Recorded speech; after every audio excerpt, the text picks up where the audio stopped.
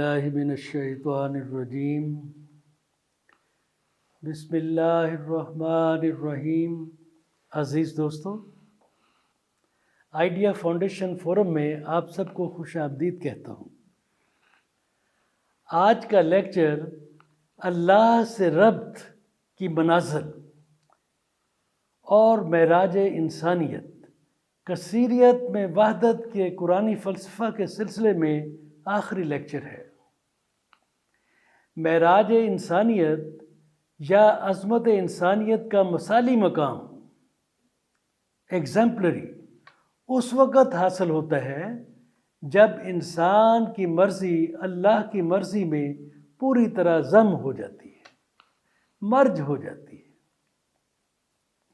اللہ تعالیٰ نے انسان کو اپنی فطرت پر پیدا کر کے اور اسے الوہی روح، پیغام الہیہ اور بہت سی صلاحیتوں سے راستہ فرما کر ایک روحانی شخصیت سے نوازا تاکہ وہ زمین پر اللہ کے نائب کا کردار بطریق احسن ادا کر سکے، جس کا مقصد اللہ کی رضا کے سامنے سر تسلیم خم کرنا اور انسانی فلاح کا حصول ہے۔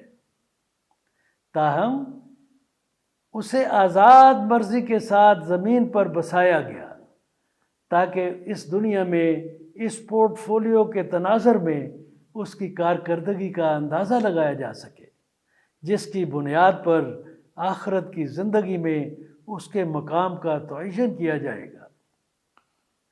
چونکہ انسانی وجود کے زمینی عناصر، اس میں خود اختیاری، خود پسندی، انا پرستی اور ذاتی مفاد پرستی جیسی مادی خصلتیں پیدا کرتے ہیں جو اسے اس کے تفویض کردہ پورٹ فولیو یا ٹرسٹ سے دور کر دیتے ہیں۔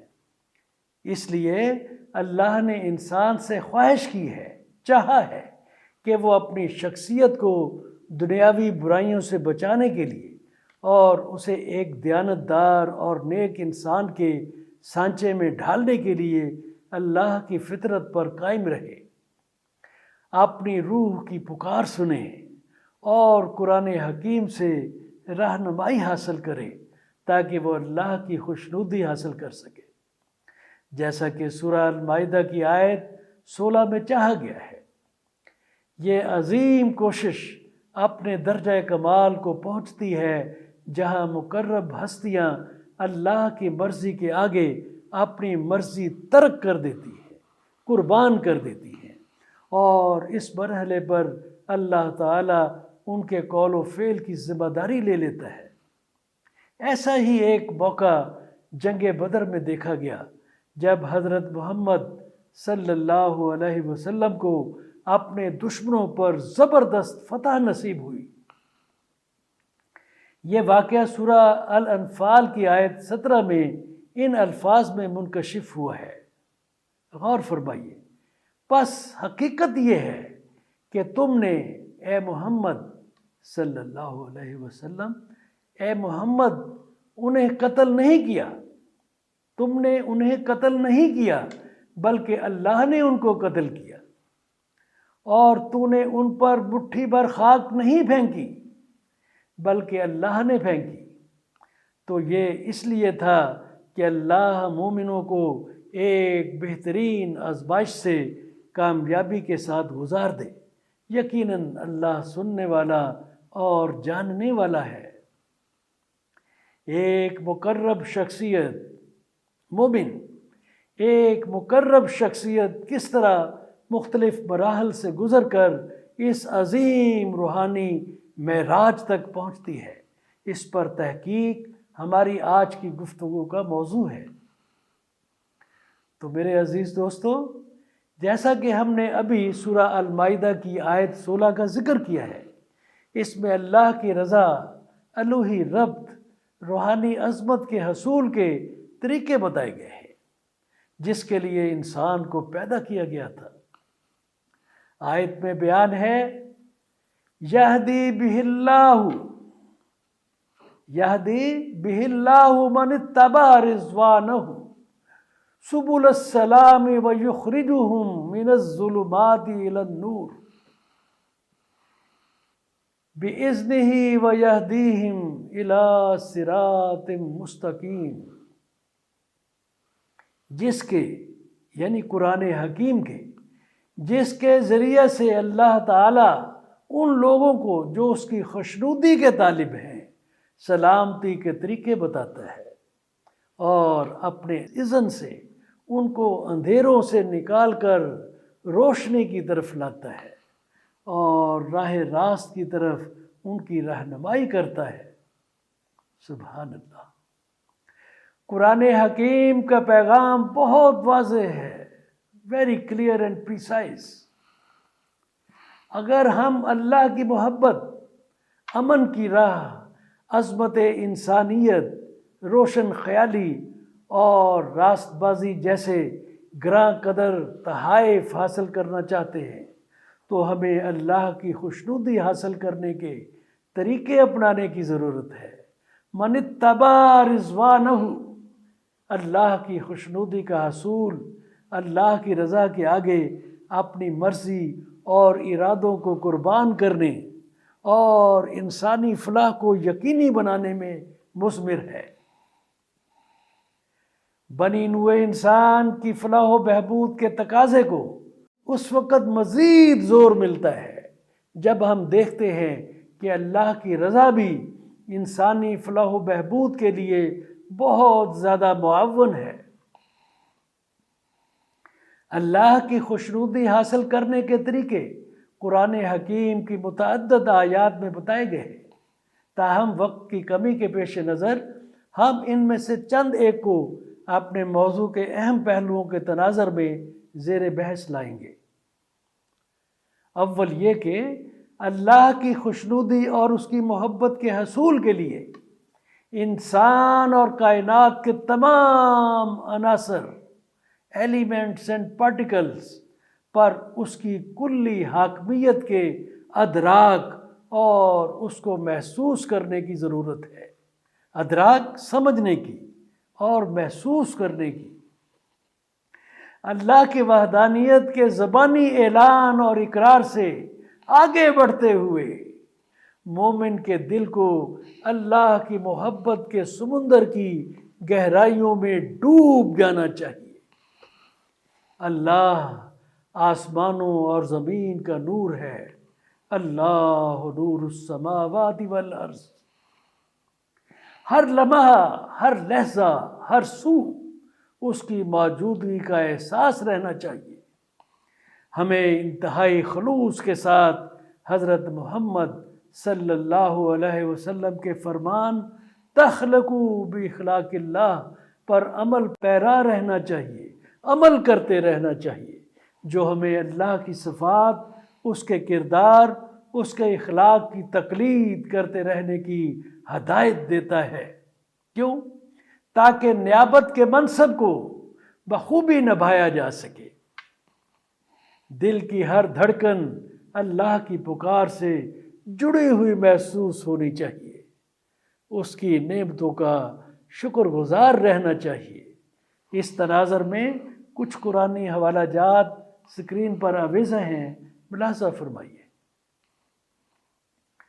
دوسرا یہ کہ اللہ کی خوشنودی اور اس کی محبت کے حصول کے لیے ہر چیز سے بڑھ کر اللہ سے محبت کی ضرورت ہے، یعنی رشتہ داروں، مال و متاع، حیثیت و مراتب اور اپنی ذات سے بھی زیادہ۔ قرآن حکیم کی متعدد آیات اس ارادے کو ظاہر کرتی ہیں۔ میں ان میں سے کچھ آپ سے شیئر کرنا چاہوں گا۔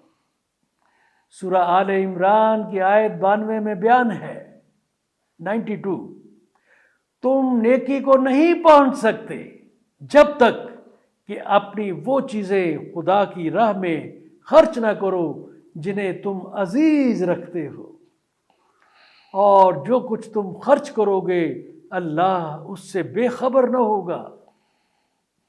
سورہ الانعام کی آیت 162 میں بیان ہے، کہو میری نماز، میرے تمام مراسم عبودیت، میرا جینا، میرا مرنا، سب کچھ اللہ رب العالمین کے لیے ہے۔ سورہ توبہ کی آیت 24 اس ارادے کو اور بھی زیادہ تاکید کے ساتھ بیان کرتی ہے۔ اے نبی کہہ دو کہ اگر تمہارے باپ اور تمہارے بیٹے اور تمہارے بھائی اور تمہاری بیویاں اور تمہارے عزیز و اقارب اور تمہارا وہ مال جو تم نے کمایا ہے اور تمہارے وہ کاروبار جن کے ماند پڑ جانے کا تم کو خوف ہے اور تمہارے وہ گھر جو تم کو پسند ہے، تم کو اللہ اور اس کے رسول اور اس کی راہ میں جہاد سے عزیز تر ہے، تو انتظار کرو یہاں تک کہ اللہ اپنا فیصلہ تمہارے سامنے لے آئے، اور اللہ فاسق لوگوں کی رہنمائی نہیں کیا کرتے۔ سورہ المجادلہ کی آیت 22 میں بیان ہے، تم کبھی یہ نہ پاؤ گے، یعنی ایسا مشاہدہ نہیں کرو گے کہ جو لوگ اللہ اور آخرت پر ایمان رکھنے والے ہیں وہ ان لوگوں سے محبت کرتے ہوں جنہوں نے اللہ اور اس کے رسول کی مخالفت کی ہے، خواہ وہ ان کے باپ ہوں یا ان کے بیٹے یا ان کے بھائی یا ان کے اہل خاندان۔ یہ وہ لوگ ہیں جن کے دلوں میں اللہ نے ایمان ثبت کر دیا ہے، ایمان کی مہر لگا دی ہے، اور اپنی طرف سے ایک روح عطا کر کے ان کو قوت بخشی ہے۔ وہ ان کو ایسی جنتوں میں داخل کرے گا جن کے نیچے نہریں بہتی ہوں گی اور وہ ان میں ہمیشہ رہیں گے۔ اللہ ان سے راضی ہوا۔ یہ آیت کا کنکلوژن ہے، اللہ ان سے راضی ہوا اور وہ اللہ سے راضی ہوئے۔ وہ اللہ کی پارٹی کے لوگ ہیں، حزب اللہ۔ خبردار رہو، اللہ کی پارٹی والے ہی فلاح پانے والے ہیں۔ عربی کے الفاظ نوٹ فرمائیں، رضی اللہ عنہم ورضوا عنہ اولئک حزب اللہ الا ان حزب اللہ هم المفلحون۔ اس تناظر میں قرآن کی کچھ اور آیات اسکرین پر آویزہ ہیں، نوٹ فرمائیں۔ تیسرا یہ کہ اللہ کی خوشنودی اور اس کی محبت کے حصول کے لیے انسانیت کے مصائب کو دور کرنے، مسلمانوں کی اور انسانوں کی تکلیفوں کو دور کرنے اور سماجی و اقتصادی توازن کو فروغ دینے کی اشد ضرورت ہے۔ قرآن حکیم معاشرے کے ضرورت مند اور بے سہارا طبقوں کو مالی مدد فراہم کرنے جیسے فلاحی کاموں کے ساتھ ایمان اور عبادات کی اہمیت کو متوازن کرنے پر بہت زور دیتا ہے۔ انسانی حقوق کے تناظر میں یتیموں اور بیواؤں کی دیکھ بھال اور غلاموں کو آزاد کرنے کی خصوصی احکامات دیے گئے ہیں۔ یہ 1500 سال پہلے کی بات ہے، غلاموں کو آزاد کرنا۔ یہاں ہمارے ماڈرن معاشرے میں تو شاید 100 سال بھی نہیں ہوا اس حقیقت کو تسلیم کرتے ہوئے۔ اس حقیقت کا ذکر اسکرین پر دکھائی گئی سورہ بقرہ کی آیت 177 میں بیان کیا گیا ہے، 177۔ زکوٰۃ اور صدقات پر خرچ کرنے کا مقصد صرف اللہ کی خوشنودی اور تزکیہ نفس کے لیے ہونا چاہیے، نہ کہ وصول کنندہ سے کسی دنیاوی لذت، نفع یا شکر گزاری کی توقع رکھی جانی چاہیے، یعنی پیور اللہ کے لیے ہونا چاہیے۔ ضرورت مند یا بھوکے کی مالی مدد انسان کو اللہ کی محبت کا حقدار بناتی ہے، جبکہ اس طرح کی مدد سے باز رہنے کی سخت مذمت کی گئی ہے، جیسا کہ اسکرین پر دکھائی گئی سورہ بقرہ کی آیت 195 میں بیان کیا گیا ہے۔ اس نقطے کی وضاحت ہمارے پیارے نبی حضرت محمد صلی اللہ علیہ وسلم نے ان الفاظ میں کی ہے، سنیے۔ وہ مسلمان نہیں جو خود پیٹ بھر کھائے جبکہ اس کا پڑوسی بھوکا ہو۔ چوتھا یہ کہ اللہ پر بھروسہ کرنا، اللہ پر بھروسہ کرنا اور حضرت محمد صلی اللہ علیہ وسلم کی شریعت پر عمل پیرا ہونا، اچھا اخلاق، انصاف اور حق کے لیے ثابت قدم رہنا، امن اور ترقی کے لیے کوشاں رہنا، کوشش کرتے رہنا، انسانی حقوق کے تحفظ اور انسانیت کی فلاح کو یقینی بنانے کے لیے منصفانہ اور مساویانہ ماحول قائم کرنا، اللہ کی خوشنودی اور اس کی محبت کے حصول کے لیے لازمی تقاضے ہیں۔ قرآن حکیم اس سلسلے میں بہت واضح ہدایات دیتا ہے۔ آئیے چند آیات پر غور کرتے ہیں۔ سورہ آل عمران کی آیت 31 میں بیان ہے، اے نبی، لوگوں سے کہہ دو کہ اگر تم حقیقت میں اللہ سے محبت رکھتے ہو تو میری پیروی اختیار کرو، یعنی رسول پاک صلی اللہ علیہ وسلم کی پیروی اختیار کرو۔ اللہ تم سے محبت کرے گا، یعنی پیروی کے نتیجے میں اللہ تم سے محبت کرے گا اور تمہاری خطاؤں سے درگزر فرمائے گا۔ وہ بڑا معاف کرنے والا اور رحیم ہے۔ سورہ بقرہ کی آیت 222 میں بیان ہے، اللہ توبہ کرنے والوں سے اور پاک رہنے والوں سے محبت کرتا ہے۔ پاک بڑا گہرا مفہوم مانگتا ہے، یعنی ایک پاکیزگی جسمانی ہے، ایک روح کی ہے، ایک سوچ و فکر کی ہے۔ سورہ آل عمران کی آیت 76 میں بیان ہے، جو بھی اپنے عہد کو پورا کرے گا اور برائی سے بچ کر رہے گا وہ اللہ کا محبوب بنے گا، کیونکہ اللہ پرہیزگاروں سے محبت کرتا ہے، پرہیزگاروں سے۔ سورہ آل عمران کی آیت 146 میں بیان ہے، اللہ صبر کرنے والوں سے محبت کرتا ہے۔ سورہ آل عمران کی آیت 159 میں بیان ہے، بے شک اللہ تعالیٰ توکل کرنے والوں سے محبت کرتا ہے، جو اللہ پہ ٹرسٹ کرتے ہیں۔ سورہ المائدہ کی آیت 13 میں بیان ہے، بے شک اللہ تعالیٰ احسان یعنی نیکی کرنے والوں سے محبت کرتا ہے۔ سورہ المائدہ کی آیت 42 میں بیان ہے، یقیناً عدل کرنے والوں کے ساتھ اللہ محبت رکھتا ہے، جسٹ اینڈ جسٹس۔ اسی طرح قرآن حکیم اللہ کی محبت اور خوشنودی کے حصول کے لیے غیر ضروری ممانعتوں، پروہیبیشنز، انتہا پسندیوں، تفاوتوں، ڈسپیرٹیز اور امتیازات یعنی ڈسٹنکشنز کو مسترد کرتے ہوئے متوازن طرز زندگی، معاشی مساوات اور معاشرتی عدل، برابری اور امن قائم کرنے پر زور دیتا ہے، خاص طور پر انسانی حقوق کے ضمن میں۔ انسانی حقوق کے دعوے داروں سنو، یہ پیغام 1500 سال پہلے قرآن حکیم میں اس کا نزول ہوا ہے۔ اس تناظر میں مزید مطالعے کے لیے چند آیات اسکرین پر آویزہ ہیں، نوٹ فرما لیجیے۔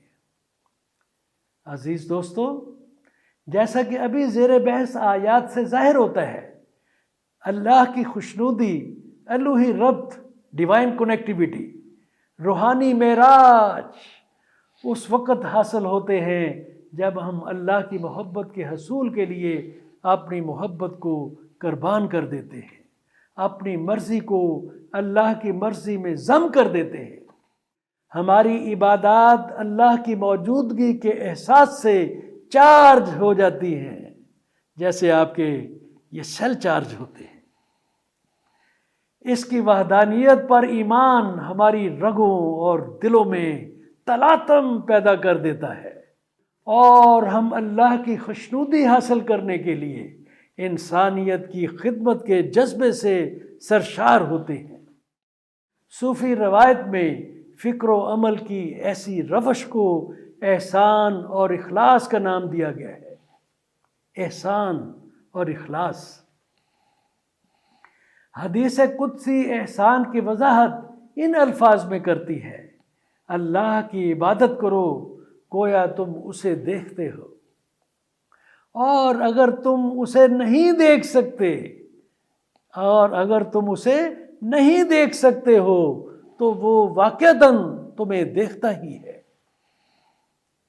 اخلاص اللہ کے ساتھ مکمل دیانتداری کے ساتھ یکسوئی کی کیفیت ہے، ٹوٹل ڈیڈیکیشن، ڈیووشن، جہاں انسان اختیاری طور پر اپنی مرضی کو اللہ کی مرضی کے سپرد کر دیتا ہے۔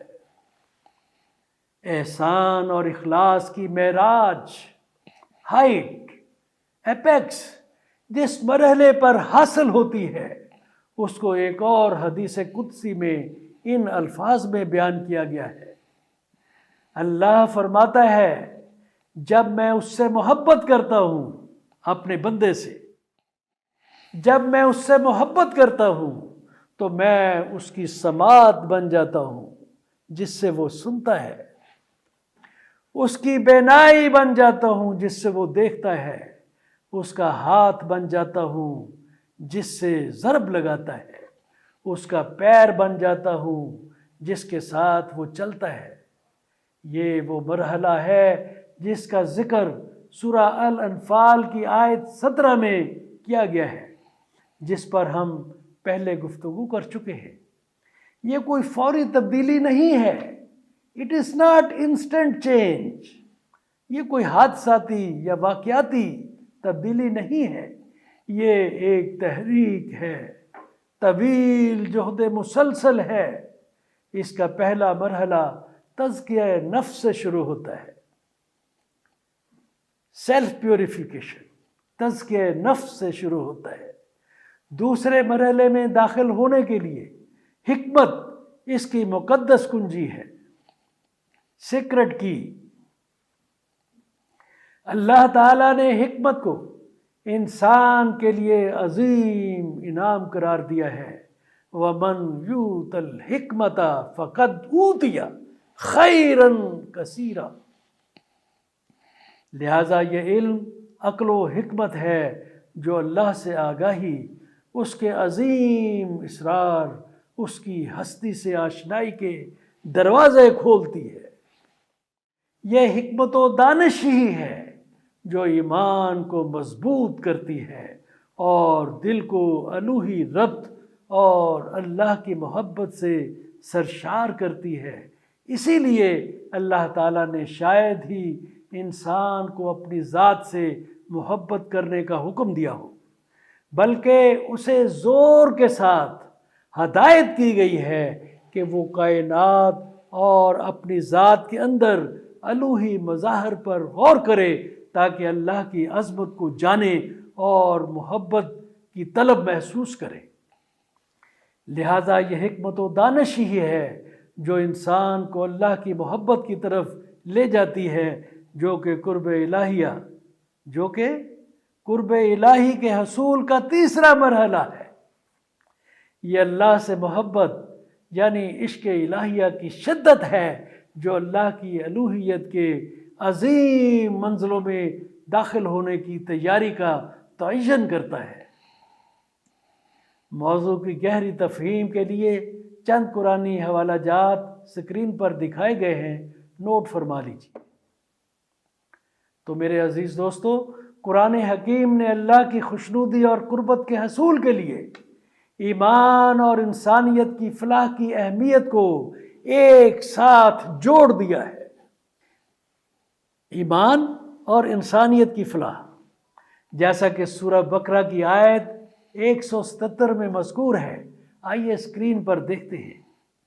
سورہ القصص کی آیت 77 میں بھی اس ہدایت پر ان الفاظ میں زور دیا گیا ہے، اور نیکی کرو جیسا کہ اللہ نے تمہارے ساتھ بھلائی کی ہے، اور زمین میں فساد نہ کرنا۔ در حقیقت اللہ تعالیٰ فساد کرنے والوں کو پسند نہیں کرتا۔ اللہ تعالیٰ نے انسان کو اپنی محبوب مخلوق کے طور پر پیدا کیا ہے، اس کے لیے اسے اپنی الوہی فطرت سے نوازا، ڈیوائن نیچر۔ زمین پر اس کو نائب کا درجہ عطا کیا اور ساتھ میں ایسا وجود بھی دیا جو زمینی خصلتوں سے آشنا ہے۔ آزاد مرضی کو اس کا ترہ امتیاز بنا دیا، زمینی وسائل پر اسے اختیار عطا فرمایا اور اسے فطرت الہیہ سے مربوط رکھنے کے لیے اس میں اپنی روح پھونک کر ایک روحانی شخصیت سے آراستہ کیا۔ اس ضمن میں قرآنی حوالہ جات سکرین پر آویزہ ہیں، ملاحظہ فرمائیے۔ یہ تمام عظیم الوہی انتظام انسان کے لیے اللہ کی محبت، ہمدردی اور احسان کو ظاہر کرتا ہے۔ احسان، بینیولنس، ہمدردی، لو، سمپتھی، اللہ کی محبت۔ اس لیے اللہ تعالیٰ بنی نوع انسان کے آپس میں ایسے ہی جذبات اور طرز عمل چاہتا ہے، یعنی جیسے اللہ نے انسان کے ساتھ کرتا ہے، انسانوں کو ایک دوسرے کے ساتھ بھی کرنا ہے۔ اللہ کی انسان سے محبت انسان کی اپنی انسانی برادری سے محبت کے ساتھ مشروط ہے۔ جو انسانوں سے محبت نہیں کرتا، اللہ اس سے محبت نہیں کرتا۔ در حقیقت انسان کو پیدا کرنا اللہ تعالیٰ کے اپنی ہستی کو ظاہر کرنے کے عظیم ارادے کو عملی شکل دینا تھا، جیسا کہ حدیث قدسی میں اس حقیقت کو ان الفاظ میں بیان کیا گیا ہے: کنت کنزا مخفیا فاحببت ان اعرف فخلقت الخلق لکی اعرف۔ میں ایک پوشیدہ خزانہ تھا اور چاہا کہ میں پہچانا جاؤں، لہٰذا میں نے ایک مخلوق یعنی انسان پیدا کیا، پھر اپنے آپ کو ان سے واقف کروایا اور انہوں نے مجھے پہچان لیا۔ اللہ اکبر۔ تو عزیز دوستو، اس کے ساتھ ہم آج کی گفتگو کا اختتام کرتے ہیں۔ یہ پروگرام اردو اور انگریزی دونوں زبانوں میں ریکارڈ کیے گئے ہیں۔ ان کی ویڈیوز آئیڈیا فاؤنڈیشن کی ویب سائٹ، اس کے یوٹیوب چینل اور فیس بک پر دیکھی جا سکتی ہیں۔ پچھلی ویڈیوز اور تحریری کاپیاں بھی فاؤنڈیشن کی ویب سائٹ پر دستیاب ہیں۔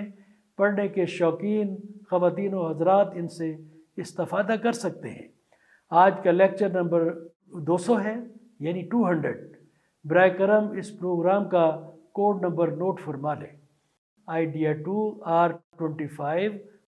تمام دوستوں سے گزارش ہے کہ اس نیک مقصد کے حصول میں اپنا حصہ ڈالنے کے لیے فاؤنڈیشن کے یوٹیوب ویب چینل کو ضرور سبسکرائب کریں۔